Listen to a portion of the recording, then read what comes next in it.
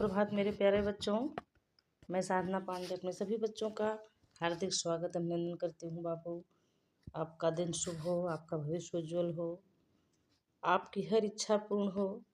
माँ शारदा की कृपा आप पर सदैव बनी रहे। इन्हीं मंगल कामनाओं के साथ आज हम अपने नए टॉपिक की शुरुआत करेंगे। हम तुलसीदास जी का पढ़ रहे हैं आज दोहावली, है ना, जिसमें सब दोहे ही हैं। और हम इसका पहले पढ़ लेते हैं। इंडेक्स क्या है इसमें कि गोस्वामी तुलसीदास जी ने दोहावली के जो है दोहों में नीति संबंधी बातें बताई हैं। गोस्वामी जी का कहना है कि स्वार्थ के लिए तो सभी मित्र बन जाते हैं, परंतु रघुनाथ जी ही ऐसे हैं जो परमार्थ में को ही सर्वोपरि मानते हैं। इस प्रकार की अन्य सूक्तियाँ इनके दोहावली में दी गई हैं। तो ठीक है भाई, भगवान तो परमार्थी ही हैं, उनसे बड़ा हमारा हितकारक और कौन हो सकता है इस ब्रह्मांड में। इस बात को हमें मानना ही चाहिए। और जो नहीं मान रहा है वो इस बात को समझे कि कोई ना कोई ऐसी अदृश्य शक्ति है जो हमारे जीवन का संचालन कर रही है। उसको हम चाहे प्रकृति माने चाहे ईश्वर माने, उन्हीं के अलग अलग नाम हैं। तो हम आगे देखते हैं। हरो हरहि तापहि बरत फरे पसारहि हाथ, तुलसी स्वार्थ मीत सब परमारथ रघुनाथ। गोस्वामी जी क्या कह रहे हैं? परम पूज्य गोस्वामी जी कहते हैं कि इस संसार में जब वृक्ष जब वृक्ष हरा भरा होता है पौधा, तो पशु उसका क्या करते हैं? चारण करते हैं, उसको चरते हैं, उसको खाते हैं। तापहि बरत, वही पेड़ जब सूख जाता है तो लोग उसको जला करके हाथ सेकते हैं। लकड़ी ईंधन के काम आती है ना, सूखी लकड़ियाँ। तो जब वृक्ष हरा भरा रहता है तो पशु पक्षी उसको खाते हैं, और जब वही पेड़ सूख जाता है तो लोग उसकी लकड़ी जला करके हाथ सेकते हैं। फरे पसार ही हाथ, और उसी वृक्ष में जब फल लगे रहते हैं तो लोग हाथ फैला करके उसके फल को ले लेते हैं। कुछ तो और भी महान है, डंडा से मारकर पत्थर से मारकर फल तोड़ लेते हैं, ये उनकी महानता है अपनी। कुछ उनसे भी महान है जो दूसरे के पेड़ का चोरी से फल तोड़ लेते हैं। तो इस संसार में एक से एक महान पड़े हुए हैं, हम आप कल्पना भी नहीं कर पाएंगे क्या क्या ये काम कर लेंगे। तुलसी स्वार्थ मीत सब, तुलसीदास जी कहते हैं इस संसार में जितने भी लोग हैं सब कैसे हमारे स्वार्थ के ही मित्र हैं। परमार्थ रघुनाथ, अगर कोई परमार्थी है, कोई बिना स्वार्थ के हमसे प्रेम करने वाला है तो वो कौन है? हमारे श्री रघुनाथ जी ही हैं। वो तो दीनहीनों पर भी दया करते हैं। कहा गया है ना कि मैं तुझसे दौलत क्या मांगू, मैंने सुना तो यार गरीबों का। आप जान रहे होंगे भगवान श्री कृष्ण और सुदामा जी की मित्रता। एक परम अकिंचन दरिद्र और एक कितना बड़ा राजा, और अंतर तक जाया जाए तो पूरे ब्रह्मांड का स्वामी। और जब दोनों लोग मिलते हैं तो किस तरह से मिलते हैं, ये हम आपने टीवी सीरियल के माध्यम से देखा है। अपने अंतःकरण में भी हम इसको महसूस कर सकते हैं कि भक्त और भगवान का मिलन कैसे होता है। तो वही बात इसमें कह रहे हैं कि जब पेड़ हरा होता है तो पशु उसको चरते हैं, जब वह सूख जाता है तो हम उसको जलाकर हाथ सेकते हैं, जब उसमें फल लगता है तो हाथ फैलाकर उसके फल को ले लेते हैं। इस तरह से प्रत्येक परिस्थितियों में यह संसार स्वार्थ के वशीभूत होकर ही आपसे मित्रता करता है।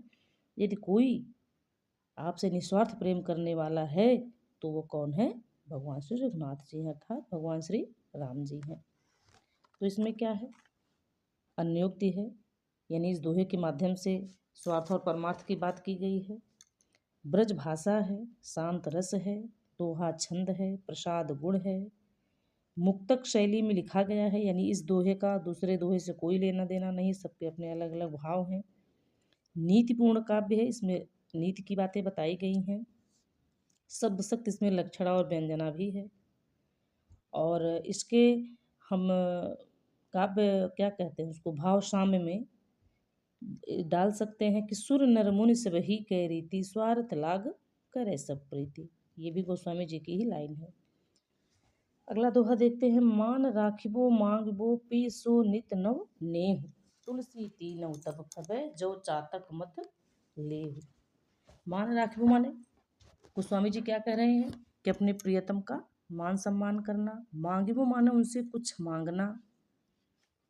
प्रिय माने अपने प्रिय के सामने नित नव ने अपने नए नए प्रेम को प्रस्तुत करना, प्रेम के नए नए तरीकों को प्रस्तुत करना।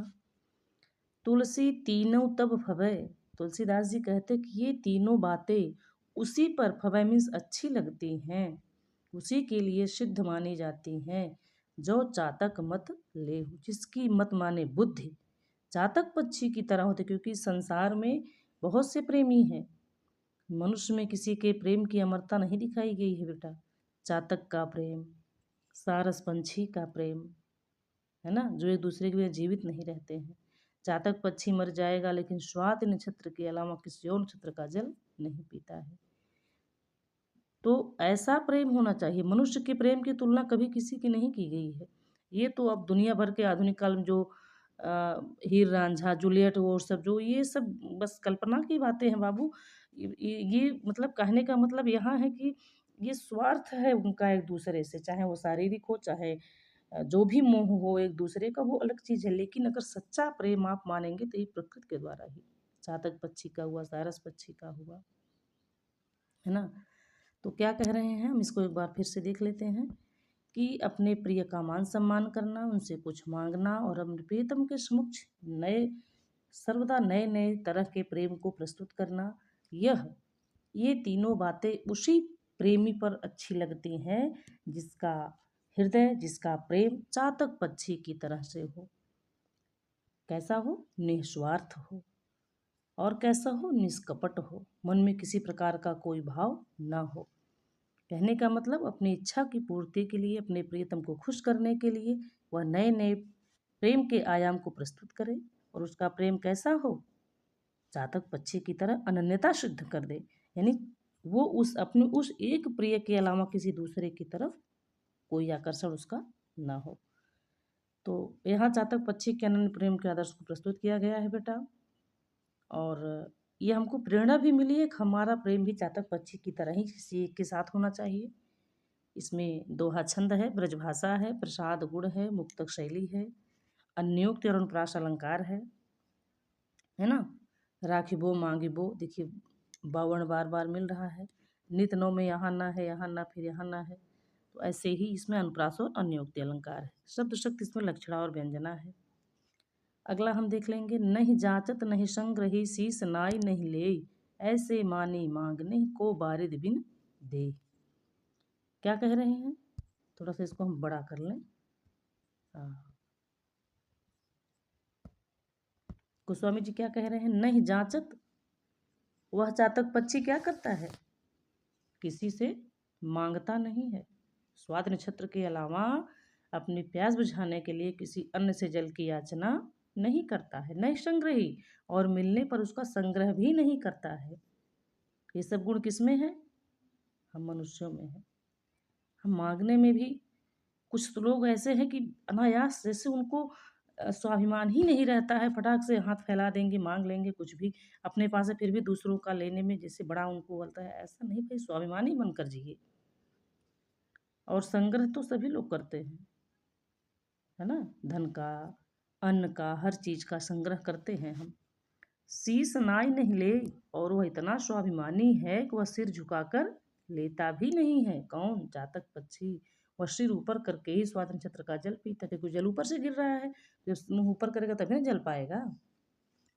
ऐसे मानी मांगने को वारिद बिन दे, ऐसे स्वाभिमानी मांगने वाले चातक पक्षी को स्वाद नक्षत्र के वारिद मीन्स बादलों के अलावा दूसरा और कौन दे सकता है। तो चातक पक्षी की विशेषता बताते हुए कवि कह रहे हैं गोस्वामी तुलसीदास जी कि वह स्वाद नक्षत्र के बादल के बूंद के अलावा किसी और से मांगता नहीं है। वो प्यास से मर जाएगा लेकिन किसी और नक्षत्र का जल नहीं पीता है। नहीं संग्रही, और जल मिलने पर उसका संग्रह भी नहीं करता है। और क्या करता है? वह सिर झुकाकर कभी लेता भी नहीं है। तो ऐसे स्वाभिमानी मांगने वाले चातक पक्षी को बादल के अलावा दूसरा और कोई नहीं दे सकता है।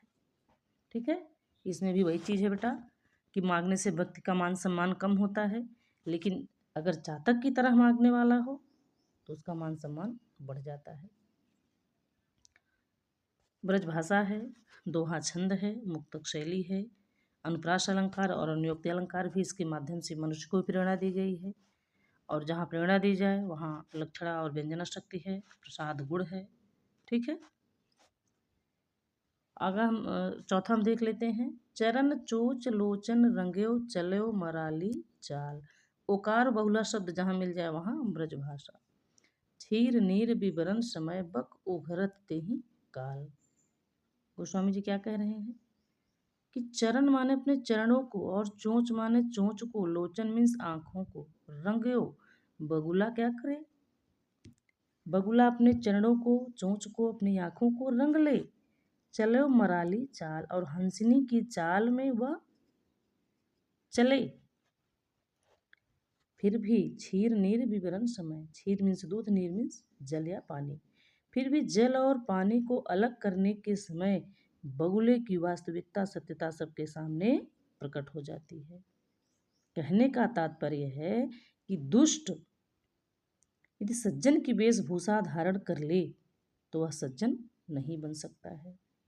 उसका जो स्वभाव है ना वो जरूर प्रकट होगा, जो उसका स्वभाव है वो जरूर प्रकट होगा। एक लोकोक्ति है कि सुअर धोने से बछिया नहीं बनती है।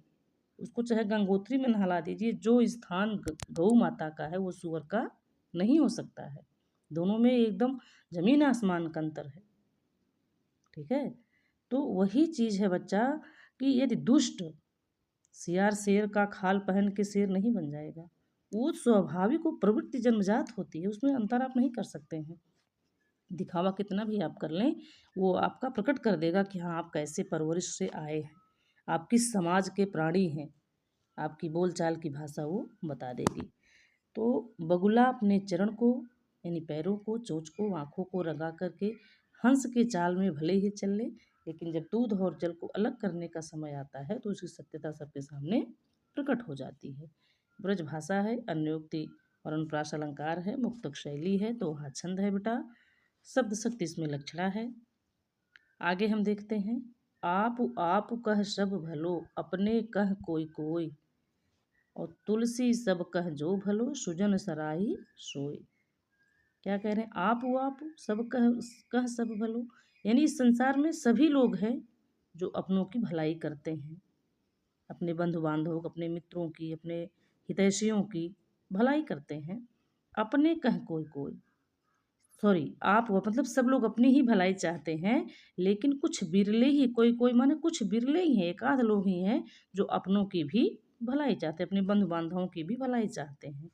और तुलसी सब कह जो भलो, तुलसीदास जी कहते हैं इस संसार में जो लोग सबका भला करते हैं बिना किसी स्वार्थ के ही सबका भला चाहते, सबका भला करते हैं। सुजन माने सु मीन्स अच्छा, जन माने लोग, तो सुजन मतलब सज्जन। तो सज्जनों के द्वारा या साधु जनों के द्वारा ऐसे लोगों की प्रशंसा की जाती है। क्या कह रहे हैं गोस्वामी जी, इस संसार में सभी लोग अपनी ही भलाई चाहते हैं। कुछ बिरले ही लोग होते हैं जो अपनों की भी, अपने बंधु बांधवों की, अपने रिश्तेदारों की, अपने लोगों की भलाई चाहते हैं। लेकिन जो इस संसार में सबकी भलाई करता है, सज्जनों के द्वारा ऐसे लोगों की हमेशा प्रशंसा की जाती है। शांत रस है, प्रसाद गुण है, ब्रजभाषा है, दोहा छंद है, मुक्तक शैली है बेटा, शब्द शक्ति लक्षणा है, और अनुप्रास अलंकार है। आप मिल गया है ना, अपने कह कोई कोई, यहाँ का वर्ण लगातार 3 बार एक ही लाइन में आया है तो ऐसे यहाँ पर अनुप्रास अलंकार है। ठीक, अब हम अगली लाइन देख लेते हैं। 1 मिनट। छठा दोहा है हमारा। ग्रह भेषज जल पवन पट, पाय कुजोग सुजोग, होय कुबस्तु सुबस्तु जग, लखहि सुलक्षण लोग। इसमें संगत की बात बताई गई, संगत का असर क्या होता है। तो ग्रह मीन्स ग्रह, भेषज मीन्स औषधि, जल मीन्स पानी, पवन मीन्स वायु, पट मीन्स वस्त्र। तो ग्रह, औषधि, जल, वायु और वस्त्र, ये कुजोग सुजोग संगति को पाकर के उसी की तरह अच्छे और बुरे बन जाते हैं। यदि इनको अच्छी संगत मिली तो अच्छा काम करते हैं और बुरी संगत मिली तो ये गलत बन जाते हैं।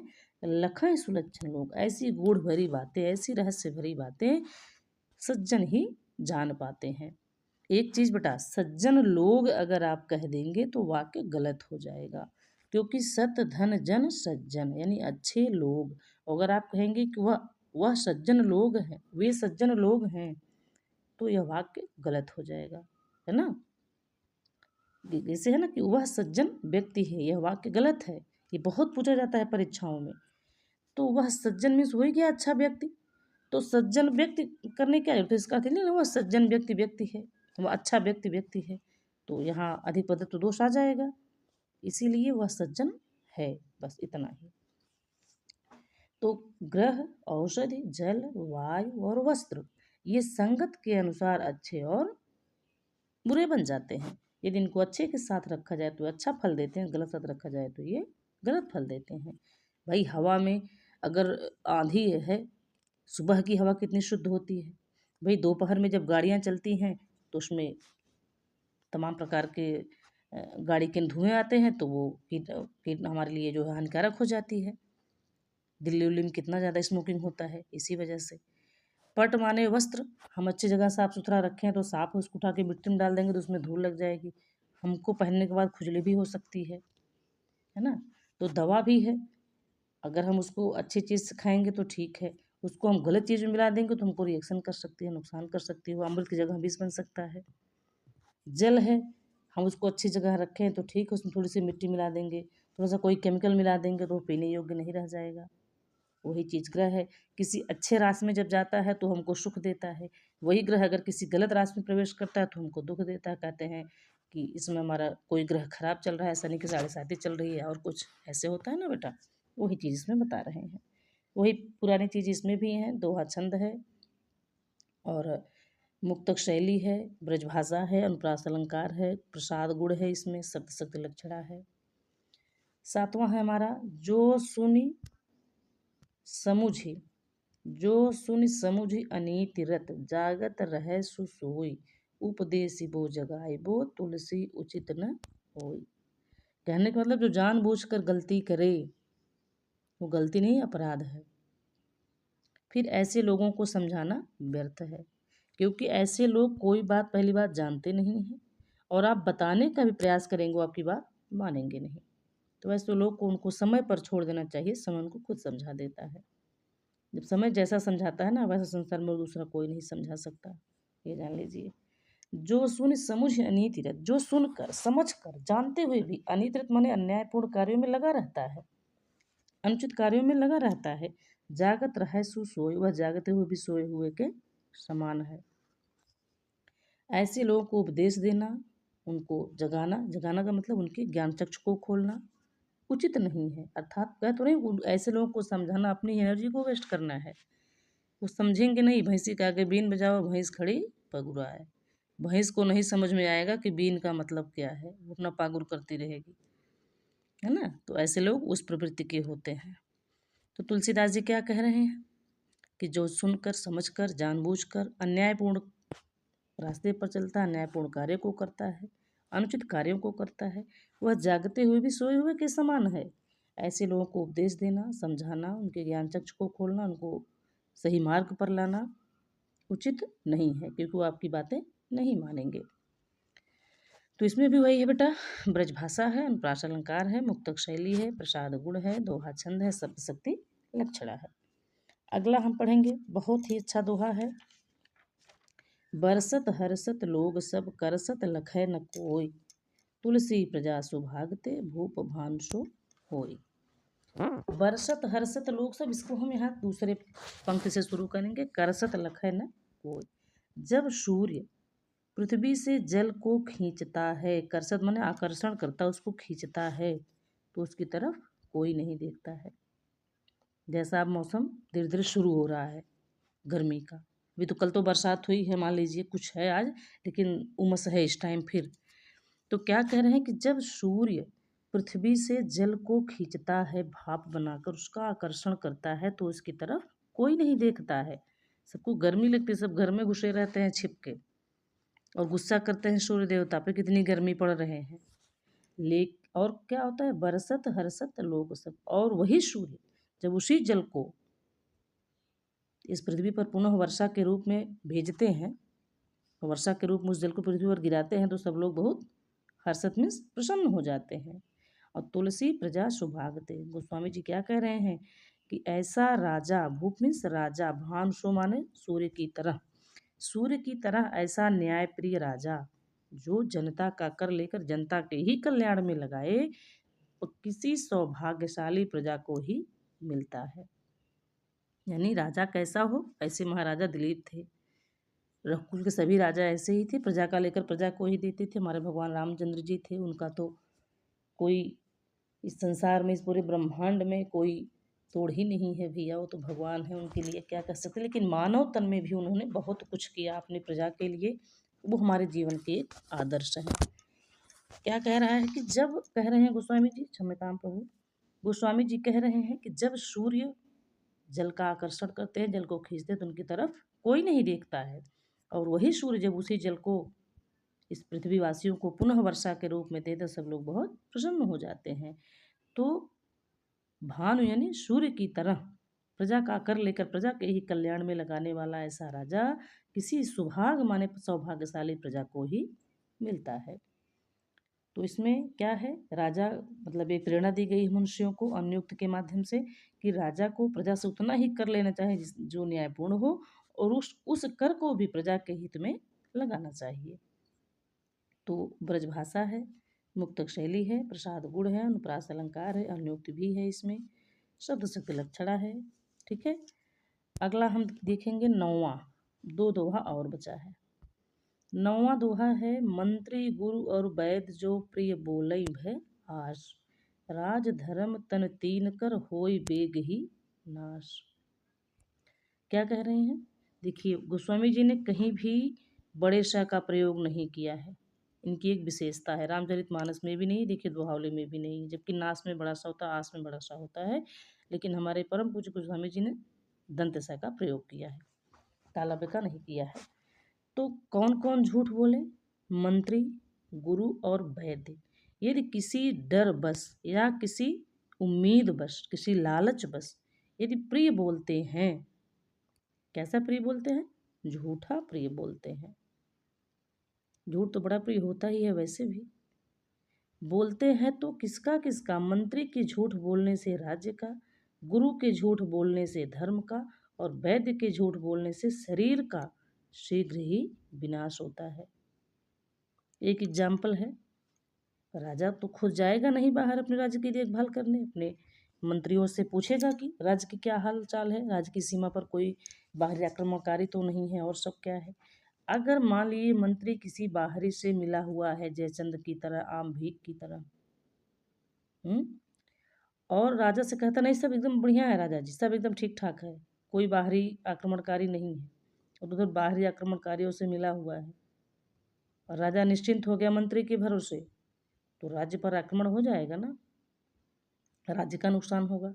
यदि गुरु असत्य बोलता है अपने शिष्य से, किसी डर बस या किसी स्वार्थ बस, किसी लालच बस झूठ बोलता है, तो धर्म का विनाश होगा। और यदि वैद्य अपने रोगी से झूठ बोलता है, मान लीजिए शुगर हुआ है रोगी को, मधुमेह डायबिटीज जिसको कहते हैं, वैद्य ने कहा नहीं नहीं सब ठीक है, कोई बात नहीं, आप मिष्ठान एकदम खाइए, कोई समस्या नहीं है, तो मिष्ठान खाने पर वो बीमारी और बढ़ेगी ना। इसीलिए हमें भी वैद्य से झूठ नहीं बोलना चाहिए, जो बीमारी है उसको एकदम सत्यता प्रकट करनी चाहिए डॉक्टर के सामने, और वैद्य यानी चिकित्सक को भी अपने रोगी से एकदम सत्य बोलना चाहिए। अगर ये तीनों, मंत्री राजा से, गुरु शिष्य से, और वैद्य अपने रोगी से यदि झूठ बोलता है, तो राज्य धर्म और शरीर का क्रमशः शीघ्र ही विनाश हो जाता है। अगला हम देखेंगे, तुलसी पावस के समय धरी कोकिलन मौन, अब तो दादर बोली है हमें पूछी है कौन। कोयल क्या कह रही है, पावस मीन्स वर्षा ऋतु, जब वर्षा ऋतु आती है तो कोयल शांत हो जाती है, कोयल नहीं बोलती है ना, क्योंकि वह जान रही है कभी वर्षा ऋतु में दादुर मीन्स मेढक की चारों तरफ टर टर करेंगे, यही चिल्लाएंगे, इनकी कर्कश आवाज चारों तरफ सुनाई देगी, अब मेरी मधुर वाणी को कोई नहीं सुनेगा, इसलिए वह शांत हो जाती है। इस कविता में इतना भाव, इस दोहे में इतना भाव भरा है बेटा कि कवि कह रहा है कि हमको अपनी विपरीत परिस्थिति में धैर्य को धारण करते हुए शांत हो जाना चाहिए, क्योंकि समय ऐसा मरहम है कि गहरे से गहरे जख्म को भी भर देता है। तो कह रहे हैं कि जब दुष्टों की शक्ति बढ़ जाए तो सज्जन शांत हो जाता है, क्योंकि उसके विनाश के लिए यदा यदा हि धर्मस्य ग्लानिः भवति भारत अभ्युत्थानं धर्मस्य तदात्मानं श्याम्यहम् परित्राणाय साधूनां विनाशाय च दुष्कृतां धर्म संस्थापनार्थाय संभवामि युगे युगे। उसके विनाश के लिए ईश्वर जरूर आएंगे। जब जब हों ही धर्म की हानि, बाढ़ें असुर अभिमानी, तब तब धरि प्रभु विविध शरीरा, हरहि कृपा निधि सज्जन पीरा। जब दुष्टों की दुष्टता बढ़ जाती है ना, तो सज्जन शांत हो जाते हैं। होना भी चाहिए बेटा। तो इसमें क्या है, ब्रजभाषा है और मुक्तक शैली है, प्रसाद गुण है, दोहा छंद है, लक्षण और व्यंजना शक्ति है, रस इसमें शांत है बेटा। इस तरह से हमने दोहावली को पूर्ण किया बाबू। उम्मीद करती हूँ कि मेरे नौनिहालों की समझ में आया होगा बेटा।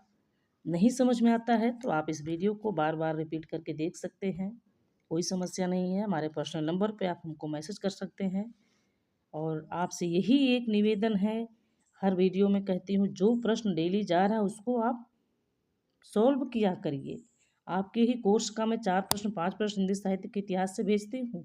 हो सकता है आप किसी परीक्षा में वो आए, लेकिन कोई मतलब नहीं रह रहा है आपको, तो इसमें आपका ही नुकसान है, मेरा नहीं। मैं तो रोज़ भेज रही हूँ, मेरा रिवीजन हो रहा है, कोई समस्या नहीं है मुझे। ठीक है भैया, अगर आपको लगे कि हाँ ये वीडियो आपके लिए हितकर है तो प्लीज़ इसको लाइक करिए, शेयर करिए, चैनल को सब्सक्राइब करिए। और अब हम अपनी वाणी को यहीं पर विराम देते हैं बेटा। मिलेंगे अगले वीडियो में, तब तक के लिए जय श्री राधे राधे।